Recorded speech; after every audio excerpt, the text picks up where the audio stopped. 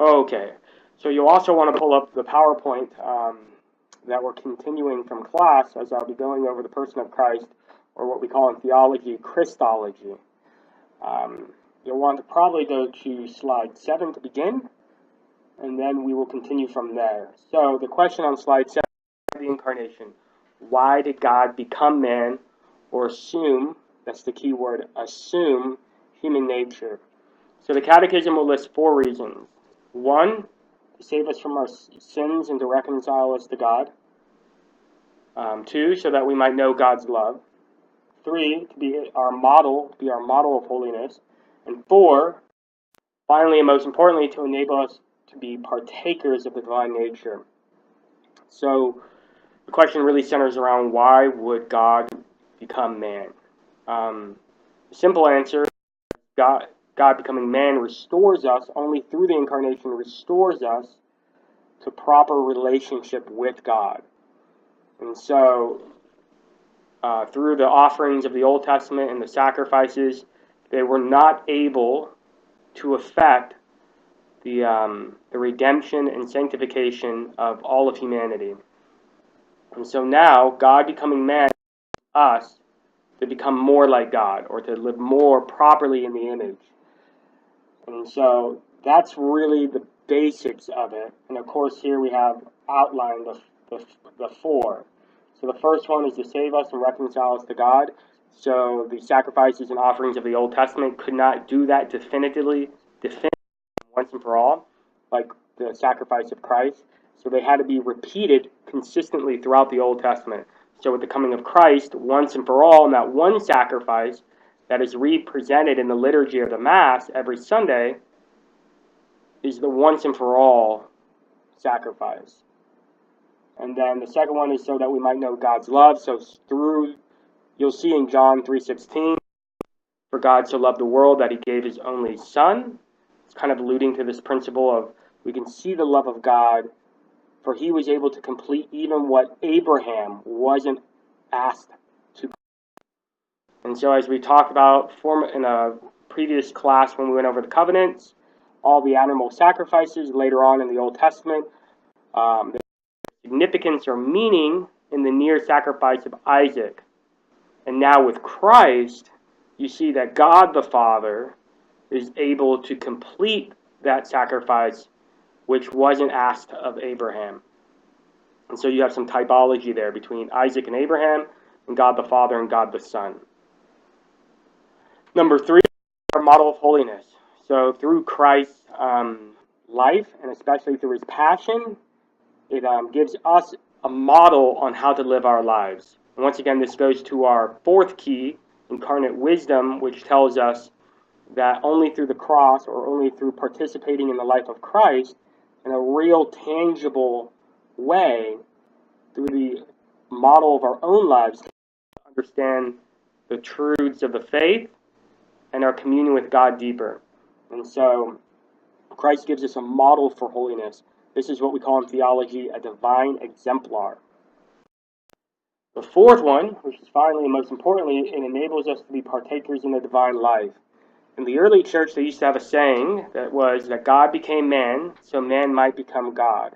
So through God lowering himself, humbling himself to come to our level, which we call in theology kenosis, Kenosis, now we're able to undergo as humans a process of theosis, becoming deified in a sense. We don't become God, but in a sense, through intimate union with God, we're able to become more and more like him. Okay, so those are the 4 reasons. So let's move on to the 8th slide. So the question that was facing the early church was, what kind of union are we talking about when we say that Christ is fully man and fully God? How in his person does he reconcile humanity with God? And so you have to keep in mind there were 2 types of union. There was a couple types of unions that were possible philosophically at the time that the church was trying to work out this question. The first one is a substantial union. The substantial union is when 2 substances come together to form one substance. A good example of this is when you mix certain chemicals and they become a new chemical.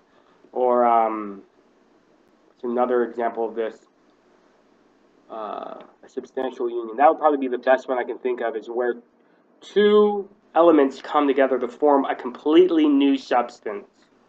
And so they both substances undergo a change, a real substantial change.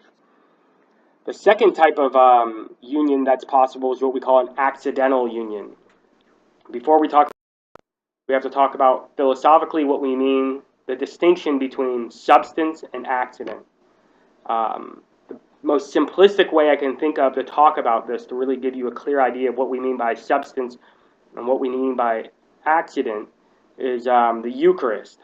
So in communion, what happens with the host when the host or the bread becomes Christ is what we call transubstantiation. What happens there are that the substance changes, what it is changes, but the appearance remains the same. And those appearances are accidents. And so what I taste, what I see, what I smell appears to be bread. And so that's what we call an accident. Colors are an example. Relationships are an example. So these are things that are not essential to the substance of what it is, but they are attributes of the substance. All accidents rely upon there being a substance. And so with Christology, if we had a substantial union, what would happen is that you would come together the divine and human nature, two substances, and then they would become this third element. They would become this third substance. And this is what we call monophysitism. Monophysitism says that when the human and divine natures came together, in a sense, the human nature was swallowed up by the divine nature, and so there's only one nature, or one physis. So that's why it's called mono, one, physis, one nature. So this is what we would have with a substantial union, if that's what we were talking about with Christology or the person of Christ. If there was an accidental union, what would happen is that the human element, the human substance would remain the same, and the divine substance would remain the same. It would be in union in what we call a moral union. So this is an accidental union insofar as you have two substances, and they come together because they have an accident that links them together. A good example of this might be being a fan of a football team or a sporting team. That when Rick, meet with another fan of the same team, we come together on that accident. I remain Rick, that remains Bob, but we come together on this moral union, this relation that we have to the sporting team, and that's what we call an accidental union. We don't actually have any overlap in our substances, but we come together on that one commonality, that one attribute that's not essential to us. And so, in Christology, this would also become the heresy of Nestorianism, where you would have the person of Christ and his humanity, and the person of Christ and you would have the human person and the divine person, and they would come together in a moral union, where the human person would always act in accord or in union with the divine, the second person of the Trinity. This is heretical in the sense that there wouldn't be a real union. Christ wouldn't be fully God and fully man. We would have two persons. So what kind of union are we talking about? I think I can see how it can get pretty dense when we talk about substantial and accidental relations, but you have to think about first what's the distinction between an accident and a substance. And so you can use the Eucharist as your model. Then trying to figure out what do we mean by substantial union, where two substances come together to form one substance, or what do we mean by an accidental or moral union, where a good example would be two persons that come together with a common relation to something that is not essential to them. And so with Christ, that wouldn't be the case. And so the question that we might ask, in a philosophical way, the question we might ask is, what kind of metaphysical union is there? Metaphysics is a branch of philosophy that studies the nature and causes of things, or more broadly, the study of being. And so when I study what a human person is, or what is human nature, that is metaphysics. When I study the difference between creation and uncreated being, that is metaphysics. When I study what causes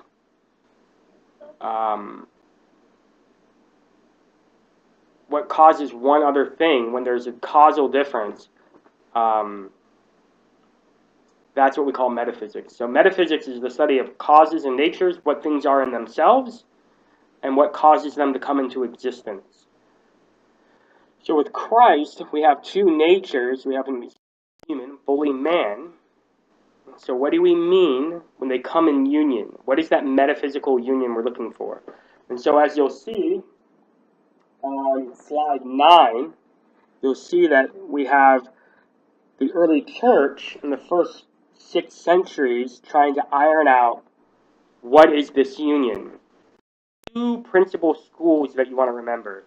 You have the school of Alexandria that typically emphasized the divinity more, and you had the school of Antioch that emphasized the humanity more. And so sometimes certain theologians or bishops would go too far to one side or the other. And so, but even before you even get too deeply into the question of the union, we have in the 1st and 2nd centuries a heresy called Docetism. Docetism would say that, a Docetist would say that Christ appeared to have a body, but he didn't really have a body. God didn't really take on a human body. And so, in refutation to this, to refute this claim, you have the Gospel of John. And so in the very beginning of the Gospel of John, it says, the Word became flesh. So the Apostle John, from the apostolic period, is already refuting this very, very early heresy. Then in the 3rd and 4th century, you would get what we call Arianism. And many of you have probably heard of Arianism. Arius, who was a bishop, I believe, of Constantinople, he posited that Christ was not fully God. He would say you don't attribute the same glory or the same honor to Christ as you do God the Father. Because Christ is not fully God, he's more of a demigod, to simply put it. And so he was refuted in the Council of Nicaea, which is the council that our creed that we recite as Catholics at Mass every Sunday is where it gets its name. It's from the Council of Nicaea in 325 AD. Shortly following that, Apollinaris, a bishop, another bishop, would say that Christ did not have a fully human rational soul. He had an irrational soul as a human, and then the Word, or the Logos, the second person of the Trinity, indwelled in the body that had an irrational soul. A good way of thinking of this might be a gorilla, in the sense that we would say, in theological anthropology, that a gorilla has an irrational soul, but he still has, a bipedal body like a human. And that's essentially what Apollinaris was positing, that the divine Logos was infused into an irrational body with an irrational soul. And he was refuted in the First Council of Constantinople in 381, that said that Christ had a fully human rational soul with the powers of an intellect and will. This is why in Orthodox Christology we say that Christ has 2 intellects and 2 wills. Why? Because he has a human soul, but first and foremost, he's God. And the reason it's important, the important axiom of the early church to why Christ had a human soul, was that what Christ did not assume, what he did not take on, what the second person of the Trinity did not take on, he did not redeem. And so, for the human soul to be redeemed, he both had the body and the soul. And so the very next heresy that we spoke about in the 4th and 5th century was by another bishop named Nestorius. And Nestorius posited an accidental relation where there was almost two persons, the divine person and the human person, that came together in an accidental bond, or what we call a moral bond, because the human nature, the human person, Jesus, was in so much union with God by the way he acted morally. And so the church refuted in the Council of Ephesus in 431. What's very important about this council is that the response given by, taken from St. Cyril of Alexandria on his work called The Unity of Christ, this is where we get the hypostatic union. So the question, once again, coming back full circle, what kind of metaphysical union, say Christ is fully God and fully man, are we talking about? And so for St. Cyril, he starts talking about a hypostatic union. And so in the Greek, hypostasis typically refers to one person, so one individual. It can get confusing because hypo, which means under, and stasis, which means standing under, can seem to confuse us with a previous class when we talked about substance, substantia in Latin. And so hypostasis is not synonymous with substance. If it was, then we would be confused, because if we're referring hypostasis to person, then what do we mean when it's the same as substance? When we say that the Trinity is three persons and one substance, then how are we referring to hypostasis as one individual person? And St. Basil would clear this up, because in some of his writings about when we talk about hypostasis, we're not talking about a substance in general. We're talking about one particular substance. And a way of thinking about this is a tree, maybe, is that all trees contain tree nature in a sense, or all humans have human nature, but there are different individuals within that nature, and this is what we're talking about when we say hypostasis. We mean one person,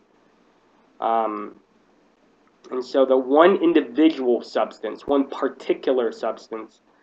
And so to keep it short, there's a lot of confusion behind hypostasis, substance, Greek word called ousia, which means substance.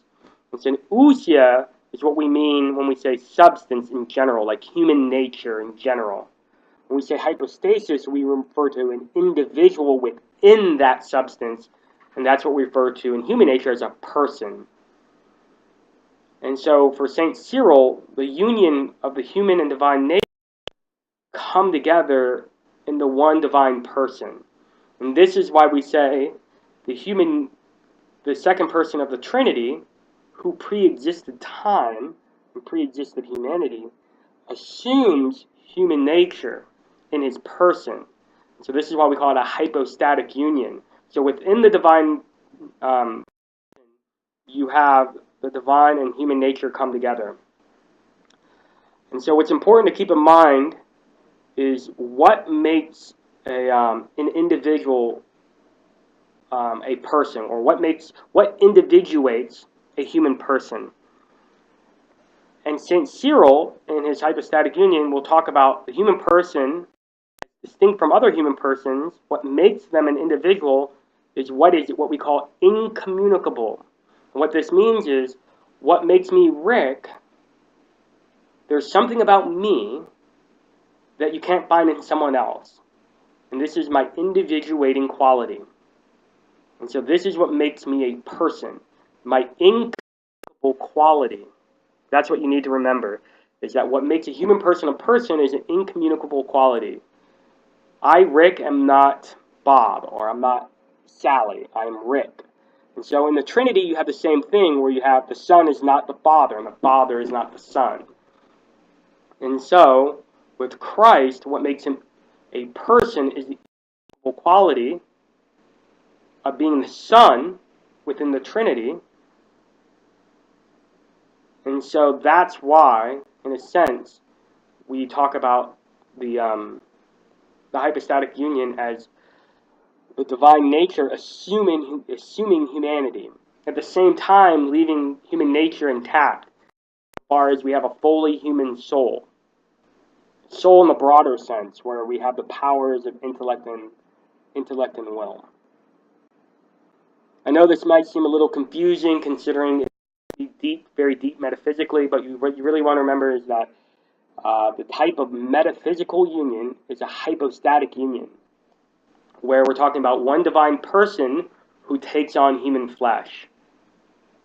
And it's not like a ghost in the shell in the sense that the human soul is remained intact. So Christ has two intellects and two wills. And so you really need to keep that in mind. Okay, so as you can see, it took hundreds of years for these doctrines or these teachings to work themselves out. And it, sometimes the process may seem slow, but the process is always one of prayer and one of discernment. So the church always moves pretty slow. So it's not just going to rush to a claim. It's not just going to rush to an answer. So you need to remember that I think we covered it in one of our previous classes where we say lex orandi, lex credendi. The law of prayer is the law of belief.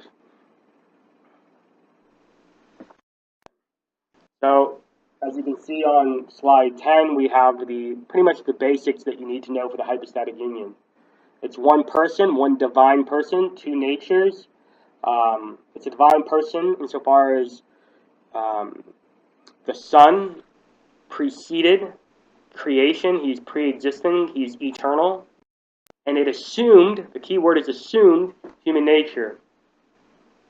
There is no confusion or separation. So we need to avoid monophysitism, where you have a confusion, a substantial union. And we need to avoid Nestorianism, where you have an accidental union or separation. So separation, confusion. Nestorianism, monophysitism. Substantial, accidental. Rather, what we have is we have the hypostatic union. Okay.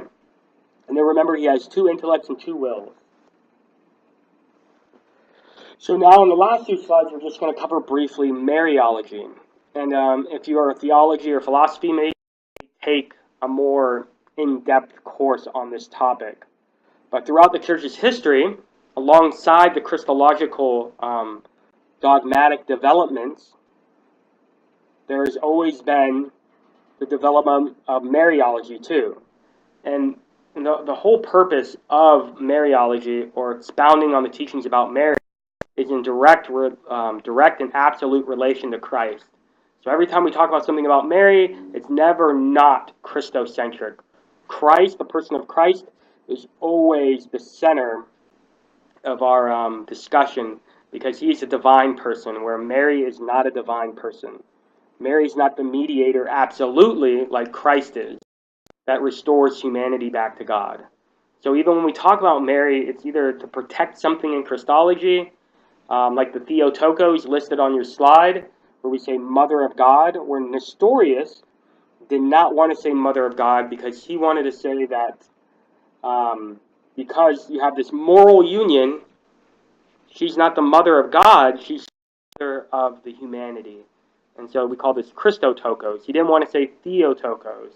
But St. Cyril and others, holding to the hypostatic union, would say that no, she's the Mother of God because a person doesn't give birth to a nature, she gives birth to a person.